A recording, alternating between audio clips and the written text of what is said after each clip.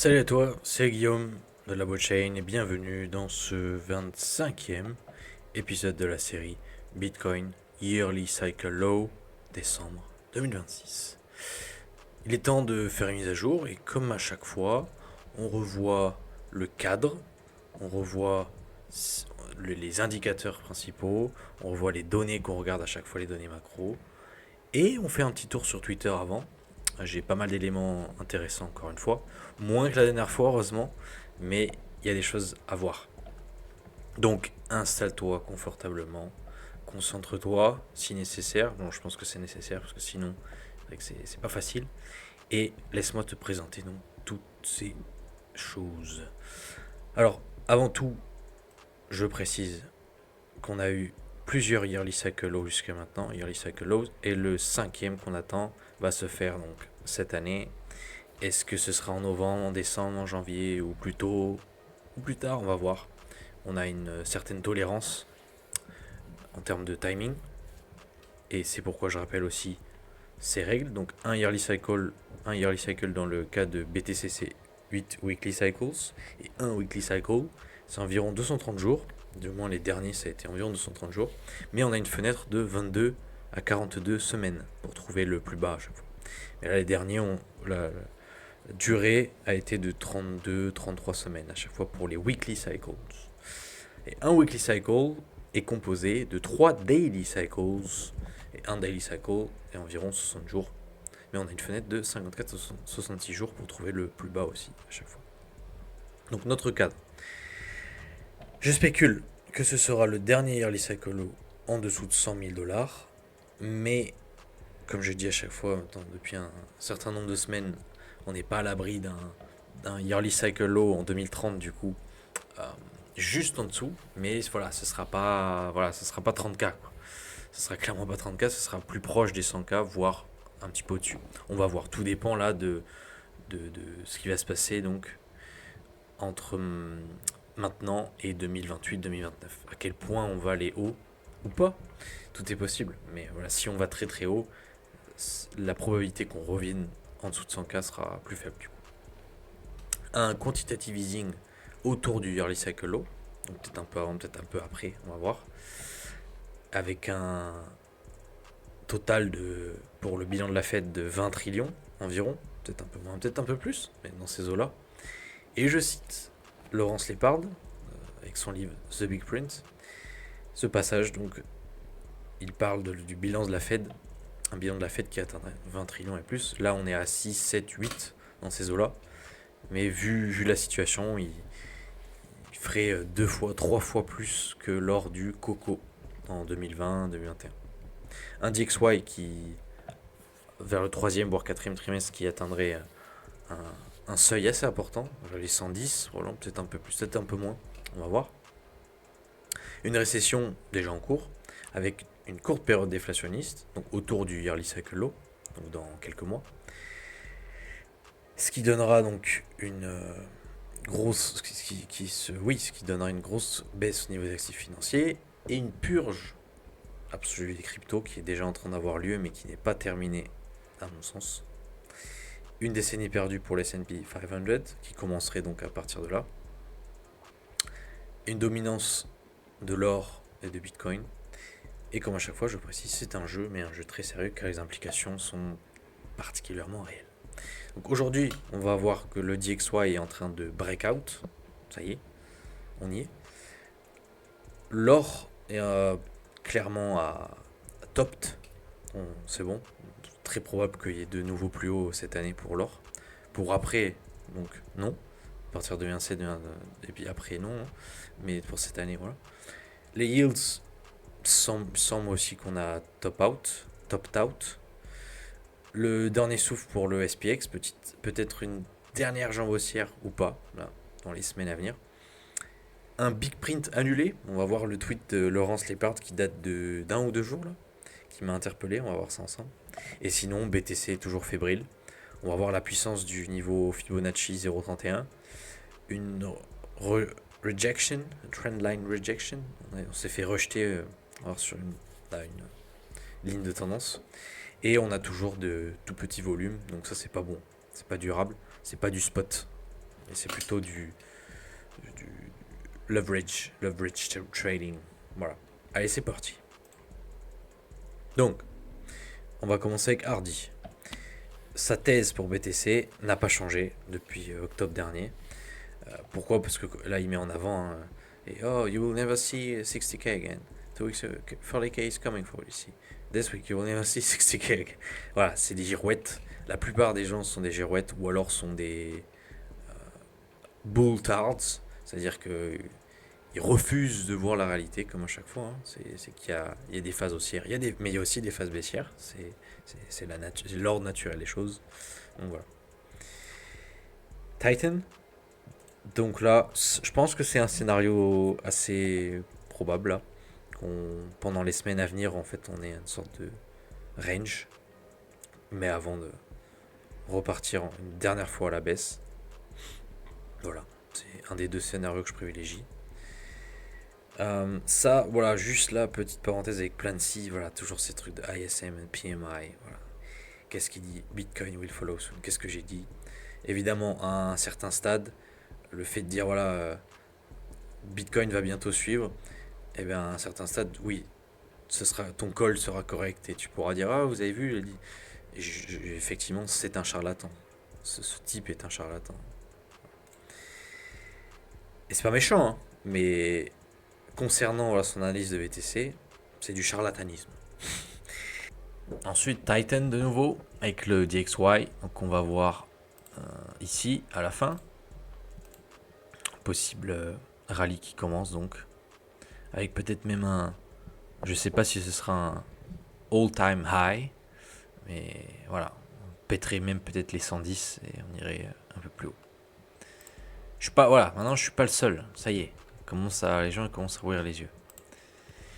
Donc, le fameux tweet de la fameuse réponse de Laurence. Donc là, ce qu'on va faire, c'est qu'on va utiliser Grok. On va simplifier la chose, je vais pas m'amuser à traduire la mot à mot. Donc, il est d'accord avec l'idée qu'un gros crash ou une crise majeure ne fera pas forcément chuter BTC jusqu'à 30-40K cette année. Selon lui, la borne inférieure du modèle Power Law tiendra. Donc les 40K sont finis entre guillemets, avec au pire un wick, une mèche vers les 50K, entre 50 et 60K on va dire. Il pense que et ça c'est ce qui nous intéresse là, il pense que la grosse impression monétaire, donc le famoso big print, ne viendra pas immédiatement lors d'une crise. Au contraire, on risque d'abord une phase d'inflation qui fera fortement monter l'or et BTC. Viendra ensuite un medium print, impression monétaire, donc, alimenté par la baisse des taux d'intérêt et la croissance du crédit. Ce n'est qu'ensuite que le marché obligataire craquerait, entraînant un contrôle des rendements, yield curve control, et une explosion du bilan de la Fed jusqu'à 20 000 milliards de dollars, les fameux 20 trillions, 20T. Donc là, ça se rapprocherait plus du call de Linalden. Voilà, parce qu'il y avait ils n'étaient pas tout à fait d'accord. Linalden, elle voyait plus quelque chose d'assez progressif. Lui, de base, il disait non, big print. Mais là, on dirait qu'il étire en quelque sorte son call. Personnellement, je pense que un big print, après on verra le montant exact. On ne peut pas évidemment prédire au milliard près. Mais ça reste sur la table pour cette fin d'année ou peut-être début 2027. Voilà. On va voir là ce qui se passe au niveau des yields, 10-year yields et tout. On va voir ça. Parce qu'effectivement, là je fais une petite parenthèse, je voulais pas sauter directement à ça, mais j'en profite. Si le rendement, le yield, le rendement du US 10-year, il n'est pas à 0 ou proche de 0, il n'y a pas de big print. Ensuite, encore une fois, là, on a maintenant Bob Lucas, attention, qui parle de DXY, donc le dollar américain. En lui, il suit aussi l'aspect cyclique dessus. Parce que perso, je regarde juste les yearly cycle lows. Et lui, il a aussi là, il regarde le profil du weekly cycle. Et donc, selon lui, là, voilà, possible major bottom. Donc, encore une fois, là, la suite serait un joli pump. Ici, je tenais à le montrer, donc Bitquant qui parle encore de mid-cycle correction. Qu'est-ce que je dis? Mid-cycle correction is the greatest cop ever. One yearly cycle is 4 years. Just count, bruv. Faut juste compter les jours, les semaines, les mois. Mais non, et t'as l'autre qui dit quoi? What the past proved is 4-year cycles pattern so far, okay? What present offers is AI sucking liquidity and returns. Et là, lui, notre bon Ahmed, il n'a pas compris que c'était un narratif aussi. Voilà, c'est juste un autre narratif. Et là, il tente justement de justifier. Oui, il tente de justifier l'action du prix avec mais l'IA, elle aspire la liquidité, je sais pas quoi. Non. Enfin bref. Ils démordront pas. Hein. Quoique, peut-être à un moment donné, je sais pas. On va voir. Donc ça, c'est. Donc soit on a un sideways donc, dans les semaines à venir, une consolidation, soit, voilà, ça c'est le scénario qui reste sur la table assez. Qui reste probable là. C'est continuation vers le bas. By the dip, they said, cycles are dead, they said. Donc voilà, on va voir lequel de ces deux scénarios se déroule prochainement. Enfin, si c'est une consolidation pendant les semaines à venir, en gros pendant l'été, bon bah, au bout d'un moment ce sera clair. Mais si ça dump là dans les prochains jours, voilà. DXY, donc là c'est vrai que on n'est pas totalement sorti de l'auberge pour le DXY, si j'ose dire, mais voilà. Là t'es à 100, on va voir, hein. 100.736. Et là on est à 7. Ah, on est un petit peu au-dessus, juste au-dessus. Voilà. Titan, Bitcoin Cycle Turning Point. Donc là, pattern intéressant. Là, on a eu 33, donc ça fait 462 jours, 455 jours, à peu près la même. Hein. Et là, on n'est pas à 400, on n'est pas encore arrivé donc à ce stade. Là, c'est pas le bottom, hein. C'est la reprise, c'est la confirmation de la reprise haussière. Le bottom, on voit qu'il a. Donc, on n'est pas très loin. On n'est plus très loin du bottom là, ça y est. Encore une fois, le plus dur est fait, je pense. Même si peut-être qu'au niveau émotionnel, le plus dur n'est pas fait, mais en termes de durée, voilà, le plus dur est fait. Probablement. Toujours parler en termes de proba. Mais la reprise haussière, donc, on n'est peut-être pas encore arrivé. Là, c'est plus lointain que le bottom. Forcément. Hardy de nouveau. Ça, c'est plus par rapport à la situation actuelle. Selon lui, donc, on est en train d'assister à la même chose qu'au niveau des 83 000. Donc, c'est-à-dire que il y a une imbalance, donc un déséquilibre entre le spot et perpetual, c'est en gros voilà, tout ce qui va être leverage. Quoi. Enfin non, pardon. Pour voir le levier, c'est l'open interest. C'est pas les perpetuals. Mais, encore une fois, quand on regarde les volumes justement, ça nous indique qu'il y a une certaine fébrilité. Mais, je tiens à souligner, j'ai dit une bêtise, c'est bien l'open interest qu'il faut surveiller lorsqu'on veut savoir s'il y a beaucoup de degens qui rentrent au pire moment pour voir si justement le mouvement haussier ou baissier est soutenu par quelque chose de solide ou par un château de cartes. Et château de cartes, bah, encore une fois, c'est quand c'est juste du gros levier et qu'en fait, c'est sur le point de se retourner. Quoi. Voilà. Casse, compte que j'ai récemment découvert. Voilà. Ça, c'est encore une fois le scénario B. Donc A, consolidation pendant quelques semaines. Scénario B, là, c'est retournement imminent. On va voir. Là, alors ça c'était ouf. Simon said, yields about to drop like a rock. Donc yields, voilà, c'est ce qu'on va voir dans un instant. C'est ça, ok. Il y a un mec, il met along with the XY. Donc en gros, selon lui, le DXY il va plonger comme un caillou. Et là, je dis, c'est l'opposé. Deflation around the corner, so DXY to the moon. Et c'est ce qu'on est en train de constater. Les graphiques sont en train de montrer ça, ok? Et là, bon, il n'y a plus le... Si je clique ici, voilà. Lui, donc là, il a rep ça. Smiley mort de rire. Lui, bon, il a été plus...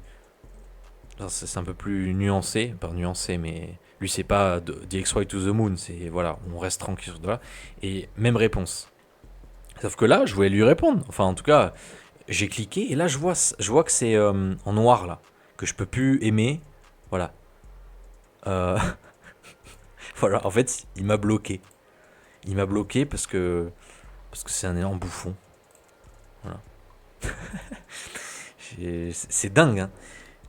Mais dans un sens, tant mieux parce qu'on trade face à des personnes comme ça. Débiles.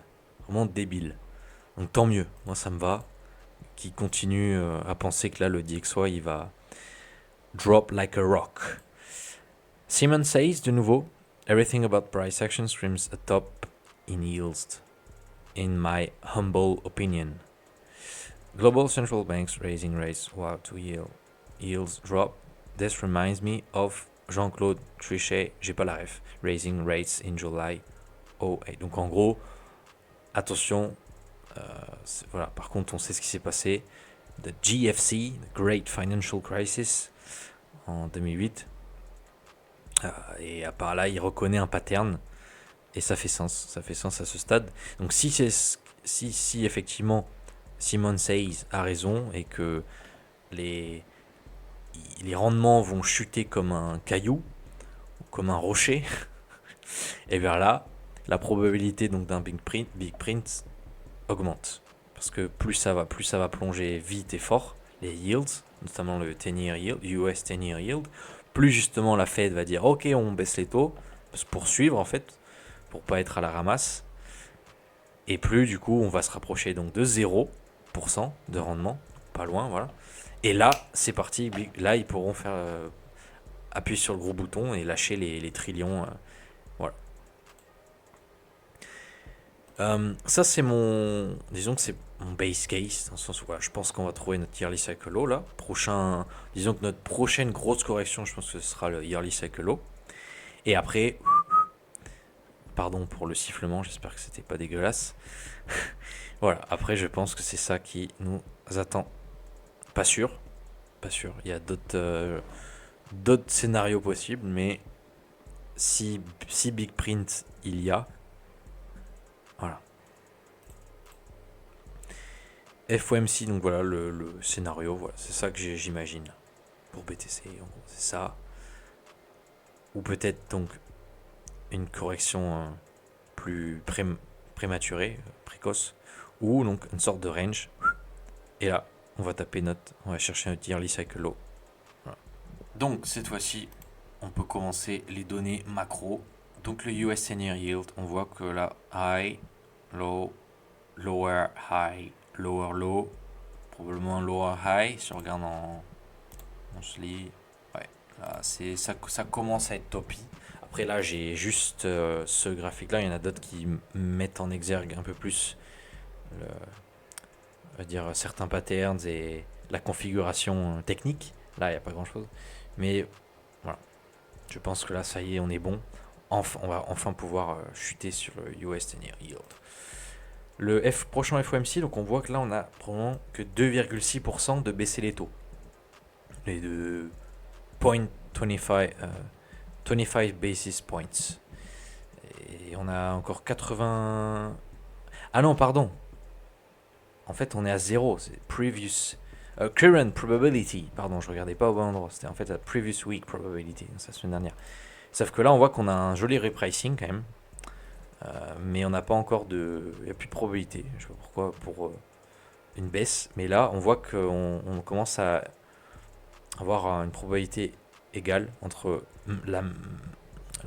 un maintien des taux au niveau actuel et une augmentation. Déjà, alors que là, la semaine dernière, c'était pas le cas. Mais si on commence à dump ici, sérieusement. Donc on va chercher en dessous de 4 et puis en dessous de 3.8, etc., etc.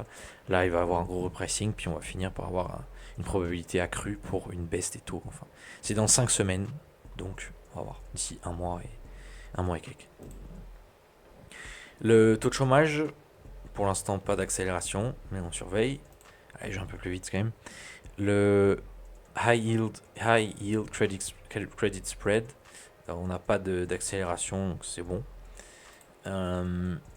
Là, comme je mets à chaque fois en avant le CPI Shelter, donc si on regarde le ALNRI, Apartment List National Rent Index, on se rend compte que le CPI Shelter est à la traîne. Il faut plutôt regarder le ALNRI pour se rendre compte qu'on est déjà en désinflation, en tout cas sur ce métrique. Pareil, si on regarde le core par rapport au headline CPI year on year with ALNRI instead of shelter. Donc, si on remplace le shelter par le ALNRI, qui est un métrique plus en temps réel, pour avoir quelque chose en temps réel, voilà, on se rend compte qu'on est en dessous des 2% d'inflation. Voilà. Donc, si quelqu'un te dit non, mais inflation est sticky, l'inflation est collante, non. Lower high, lower high, lower low, lower high, lower low, lower high, lower low. Il faut regarder le trueflation. Et là, lower high, lower low encore probablement. On va voir. Mais la tendance, on la voit. Hein. Là, elle est clairement baissière. Ensuite, l'inversion de la courbe des taux. Donc on voit qu'à chaque fois on revient en dessous de zéro et qu'on a l'accélération, ben, c'est pas bon. Novembre 2008, GFC, dot-com bubble, GFC 2020, Coco. Donc là, dernière mise à jour que j'avais fait 31 mai, on n'a pas encore l'accélération, on peut voir. Mais le jour où ça pump, et ça pump fort, là, attention. Il faudra voir la convergence avec les autres indicateurs, les autres données, les autres métriques, mais voilà. Mais ça ment pas. Quoi. Le M2 par rapport au US Inflation Rate, donc on a eu notre premier dump pour le voilà, M2. Pardon, pour le US Inflation Rate. Year on year. C'est bien year on year. C'est-à-dire, oui, parce qu'il y a des personnes qui disent non, si on regarde sur 5 ans, on dit oui, mais year on year.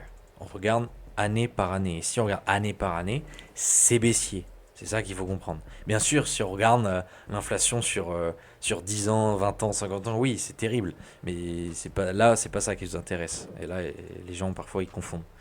Donc, on a une autre grosse contraction monétaire en 2022, à partir de fin 2021, début 2022, et voilà. Et puis là, après, c'est gros dump du M2. Et là, on est reparti à la hausse, sauf que cette phase, on l'a pas encore ressenti, entre guillemets, sur le US Inflation Rate year on year. Donc. Et effectivement, on a vu qu'à chaque fois qu'on avait une grosse contraction monétaire, on passait en dessous de zéro, on s'approchait de zéro. Quoi. Et là, on n'y est pas. Et pourquoi cette fois-ci ce serait différent?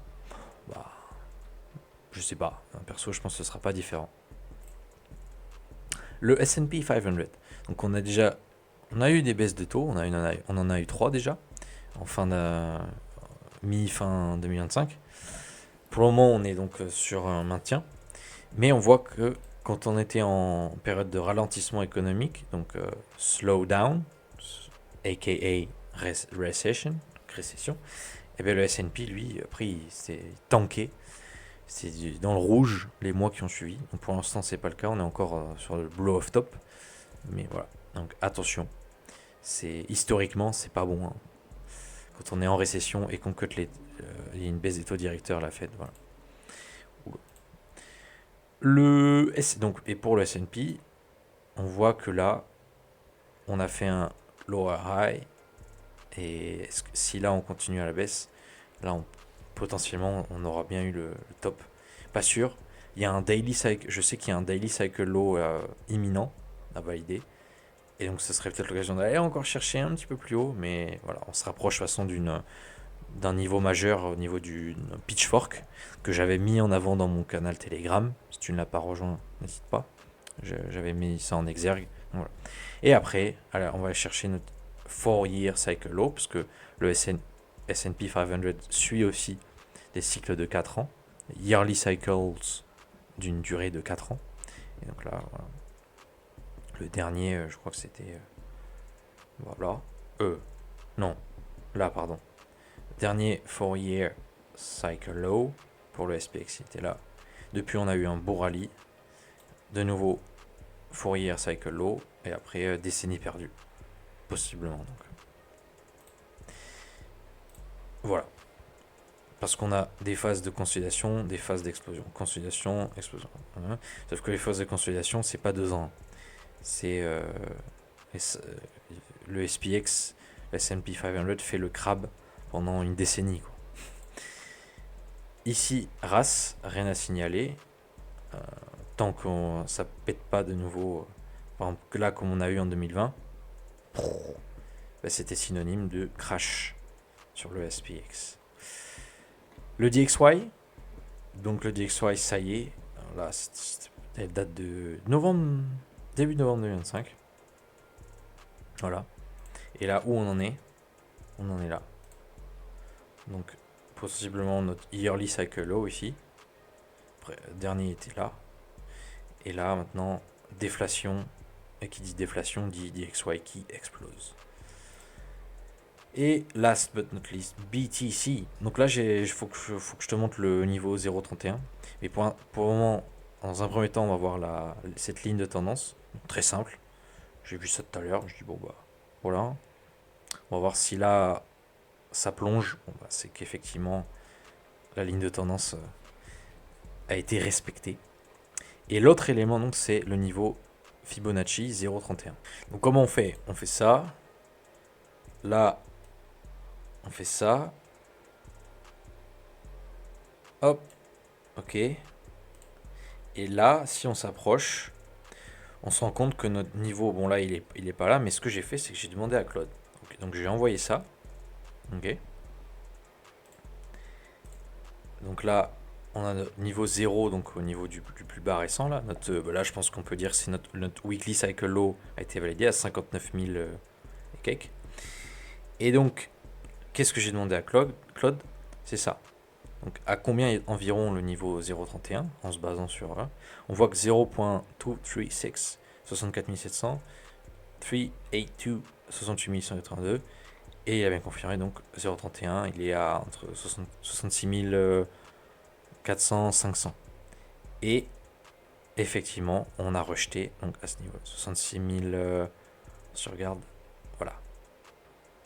La clôture de la bougie là, des deux bougies là, c'est bien le 0.31. Donc très puissant. Je le mets en avant parce que c'est quelque chose que je regarde continuellement. Mais là, je me suis dit c'est intéressant de le mettre en avant dans cet épisode. Et je le mets aussi en avant dans le canal Telegram. En plus vite, en temps réel, on va dire, limite. Voilà. Notre weekly cycle low, je pense que là, à moins que là, on dump et qu'on aille en dessous de 59 000, du coup, là, peut-être qu'il faudra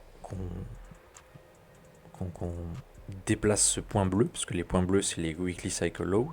Les points verts, c'est les daily cycle lows. Et les points rouges, un peu plus rares, c'est les yearly cycle lows, tous les 4 ans environ. Voilà.